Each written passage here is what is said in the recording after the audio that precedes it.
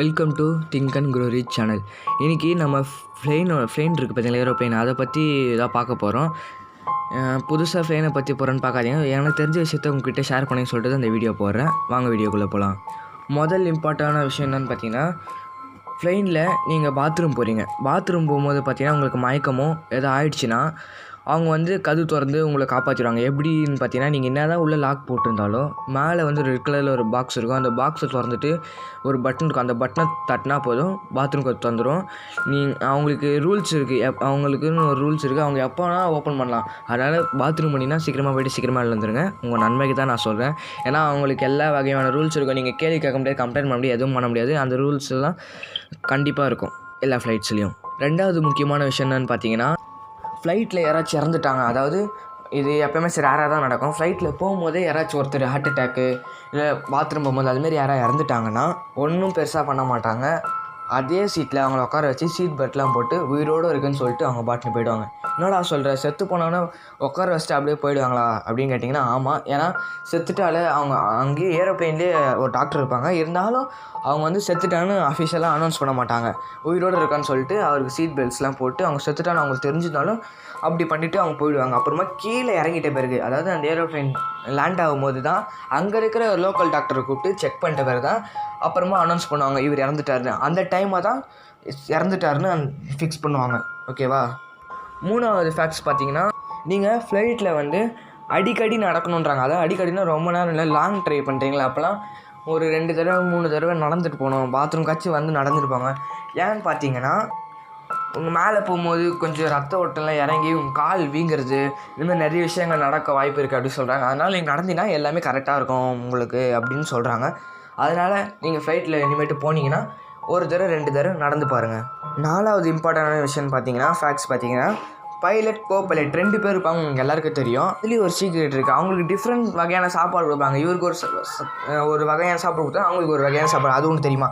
எப்படி for example சொன்னால், இவருக்கு பிரிஞ்சியாக இருக்கலாம், இவருக்கு பிரியாணியாக இருக்கலாம். அதுமாதிரி மாற்றி கொடுப்பாங்களா. ஏன்னு பார்த்தீங்கன்னா, அவங்க சாப்பாடு இல்லைன்னா இல்லை, ஏன்னு பார்த்தீங்கன்னா அவங்க ஒருத்தருக்கு அந்த ஃபுட்டு இல்லை ஒத்துக்காமல் இருக்கலாம், இல்லை 2 பேருக்குமே அந்த ஃபுட்டு ஒத்துக்காமல் இருக்கலாம். ஒருத்தருக்கு ஒத்துக்கலாம், அந்த பிரச்சனை கிடையாது, கோஆப்ரேட் பார்த்துக்கலாம். அதனால் 2 பேர் இருப்பாங்க. 2 பேருக்குமே அந்த ஃபுட்டு ஒத்துக்காமல் போச்சுன்னா யார் அந்த ஃப்ளைட்டை பார்த்துக்குது? அதுவும் இல்லாமல் அதில் ஏதாவது பாய்சன் கலந்துட்டு இருந்துச்சுன்னா, அதனால் 2 வகையான ஃபுட்டு கொடுப்பாங்க 2 பேருக்கு தனித்தனியாக. இந்த விஷயத்தையும் நீங்கள் தெரிஞ்சுக்கோங்க. 5வது முக்கியமான விஷயம் என்னென்னு பார்த்தீங்கன்னா, டாய்லெட் ஏற்கனவே சொல்லிட்டு திருப்பி நான் சொல்கிறேன்னு பார்த்தீங்கன்னா, அதுலேயே இன்னொரு விஷயம் இருக்குது. டாய்லெட்டில் அந்த காலத்தில் ஏரோப்ளைனில் எப்படி இருந்துச்சுன்னா, இப்போ வந்து நம்ம ட்ரெயின் யூஸ் பண்ணுறோம் பார்த்தீங்களா, அப்போ தண்டவாள் நம்ம பாத்ரூம் பண்ணால் தண்டவாளமே தெரியும் கீழே, அந்த பாத்ரூம் வழியா அப்படியே ஸ்ட்ரைட்டாக கீழே போய்டும். அதேமாரி தான் ஏரோப்ளைனில் அந்த காலத்தில் இருக்குது. பாத்ரூம் பண்ணாலும் எவன் தள்ளியே கீழே விழுந்துடும். அதுமாதிரி நடந்தது வந்து. ஆனால் இப்போ வந்து அதை நல்லா மாடிஃபைட் பண்ணி என்ன பண்ணிட்டாங்க, ஒரு கண்டெய்னர் மாதிரி வச்சுருப்பாங்க. இப்போ வந்து அது ஸ்டோர் ஆகிறதுக்கு. அதுக்கப்புறம் ஃப்ளைட் வந்து இறங்கின பிறகு அது ரிலீஸ் பண்ணுறாங்க.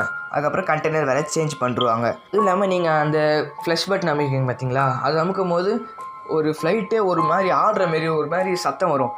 அது என்னென்னு பார்த்தீங்கன்னா, அந்த வேக்யூம் கிளீனர் வந்து அது இழுத்துக்கிட்டு அந்த கண்டெய்னரில் எடுத்துகிட்டு போய் போடும். அதனால தான் அந்த சவுண்டு வருது. அதனால் நீங்கள் எதுவும் பயப்பட தேவையில்ல.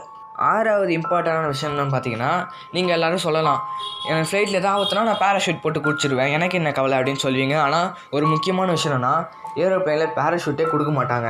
என்னடா சொல்கிறேன், அவ்வளோ பெரிய ஒரு ஏரோப்ளைனில் இவ்வளோ காசு கொடுத்து போகிறேன், எங்கள் வாழ்க்கைக்கு உத்தரவாதம் இல்லைன்னா கண்டிப்பாக கிடையாது. ஏன்னு பார்த்தீங்கன்னா, அவ்வளோ பேராஷூட்ஸ் வைக்கணுன்னா அவங்களுக்கு நிறைய செலவாகும். அதுவும் இல்லாமல் பார்த்தீங்கன்னா, ஃபஸ்ட் டைம் உங்களுக்கு பேராஷூட் எப்படி யூஸ் பண்ணணும் அது எதுவுமே தெரியாது. அப்படி தெரியாமல் நீங்கள் குதிச்சுட்டு நீங்கள் உயிர் போடுறதுக்கு அதுக்கும் சான்ஸ் இல்லை. எப்படினாலும் 1-2 பேர் உயிர் போடுங்க. அதுக்கு எதுக்கு இவ்வளோ ஹெவி லோடு ஏற்றிட்டு போகணும், இவ்வளோ காசு கொடுத்து செலவு பண்ணணும்னு சொல்லிட்டு அவங்க வந்து அந்த பேராஷூட்லாம் வைக்க மாட்டாங்க. உங்களுக்கு பேராஷூட்லாம் இருக்காது. எப்போவுமே ஒரு பிளேன் ஆக்சிடென்ட் இருந்துச்சுன்னா அது மாயமாக மறைஞ்சிச்சுன்னுவாங்க, இல்லைன்னா ஆக்சிடென்ட் ஆகி மொத்த பேர் செத்துட்டேன்னு சொல்லுவாங்க, இல்லை 1-2 பேர் கீழே வந்து தப்பிச்சுன்னு வேறு சொல்லுவாங்களே தவிர இத்தனை பேர் பேராஷூட் போட்டு தப்பிச்சு போனாங்க அப்படின்னு இது வரைக்கும் யாருமே சொன்னதில்லை. நீங்கள் எல்லாருமே நோட் பண்ணியிருப்பீங்க. அதனால் ஏரோப்ளைனில் பேராஷூட்லாம் கிடையாது, அது தெரிஞ்சுக்கோங்க. லாஸ்ட்டாக நம்ம என்ன சொல்ல போகிறோன்னா, 7வது வந்து பார்த்தீங்கன்னா ஃபுட்டு. ஏரோப்ளைனில் நீங்கள் போகும்போது பார்த்தீங்கன்னா இன்னும் வகையான ஃபுட்டு வேணா எடுத்துருப்பாங்க. ஆனால் எதுவுமே ருசியாகவே இருக்காது. என்னடா சொல்கிறேன், எதுவுமே ருசியாக இருக்காதா? ஆமாங்க, எதுவுமே ருசியாக இருக்காது. நீங்கள் ஏரோப்ளைன்லேயே வாங்கினாலும் சரி, நீங்கள் கீழேருந்து வாங்கிட்டு போனால் சரி, உங்கள் வீட்டிலேருந்து சமைச்சு எடுத்துகிட்டு போனாலும் சரிங்க, எதுவுமே வந்து ருசியாகவே இருக்காது. ஏன்னு பார்த்தீங்கன்னா, அப்போ டேக் ஆஃப் ஆகும்போது பார்த்தீங்கன்னா, உங்கள் டேஸ்ட் பட்ஸுக்கு பார்த்தீங்களா, ஃப்ளை பண்ணும்போது ஆக்சிஜன் சிலதெல்லாம் கம்மியாக இருக்கும்ல, அப்போ வந்து உங்கள் டேஸ்ட் பட்ஸ் வந்து வேலை செய்யாது அவ்வளோவா. அதனால் உங்களுக்கு ருசி கம்மியாக இருக்க மாதிரியே தெரியும், அப்படிலாம் டேஸ்ட்டு நல்லா இல்லாத மாதிரி தெரியும். அதுக்கு அந்த ஃபுட்டு காரணம் இல்லை, உங்கள் டேஸ்ட் பட்ஸ், அதாவது உங்கள் நாக்கு தான் காரணம். இவ்வளோ சொல்லியடா நீ ஏரோப்ளைனில் போயிருக்கேன்னு கேட்டால் நான் போனதில்லை. எனக்கு தெரிஞ்ச விஷயத்த உங்கள்கிட்ட ஷேர் பண்ணணும்னு நினச்சேன். ஆனால் இது சொன்னது எல்லாமே உண்மை தாங்க. இந்த வீடியோ உங்களுக்கு பிடிச்சிருந்துச்சுன்னா லைக் பண்ணுங்கள், ஷேர் பண்ணுங்கள், கமெண்ட் பண்ணுங்கள், சப்ஸ்கிரைப் பண்ணுங்கள், பக்கத்தில் இருக்க பெல் ஐக்கானை கிளிக் பண்ணுங்கள். இது போல் எனக்கு ஏதாச்சும் இன்ஃபர்மேஷன் தான் உங்க கூட ஷேர் பண்ணிக்கிறேன்.